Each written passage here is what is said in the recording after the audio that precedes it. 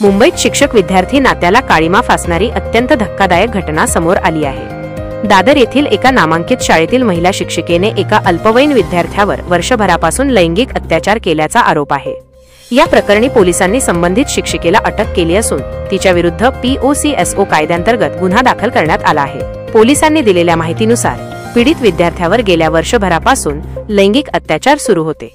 या काळात आरोपी शिक्षिकेने विद्यार्थ्याला दक्षिण मुंबईतील पंचतारांकित हॉटेलमध्ये तसेच विमानतळाजवळील लॉजमध्ये नेऊन लैंगिक शोषण केल्याचा आरोप आहे। एवढेच नाही तर विद्यार्थ्याला गप्प ठेवण्यासाठी आणि त्याच्यावर नियंत्रण मिळवण्यासाठी त्याला गुंगीच्या गोळ्या दिल्या जात होत्या। तसेच अनेकदा त्याला जबरदस्तीने मद्य पाजण्यात आले होते।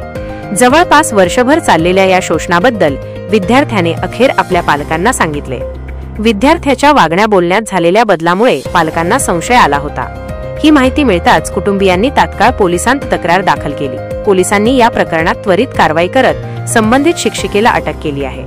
सध्या ती पोलीस कोठडीत असून पोलीस या प्रकरणाचा सखोल तपास करत आहेत। या घटनेमुळे देशातील एका प्रतिष्ठित शाळेला मोठा धक्का बसला आहे। पोलिसांनी शिक्षिकेच्या मोबाईलमधील चॅट्स, हॉटेल बुकिंग्स आणि इतर डिजिटल पुरावे जप्त केले आहेत। या पुराव्यांच्या आधारे शिक्षिकेवर कठोर कारवाई केली जाईल अशी शक्यता वर्तवली जात आहे। विद्यार्थ्याच्या पालकांनी त्याचे शालेय शिक्षण पूर्ण व्हावे अशी इच्छा व्यक्त केली आहे। या घटनेमुळे विद्यार्थ्यांच्या सुरक्षेबाबत आणि शिक्षण संस्थांमधील विश्वासार्हतेबाबत गंभीर प्रश्न निर्माण झाले आहेत।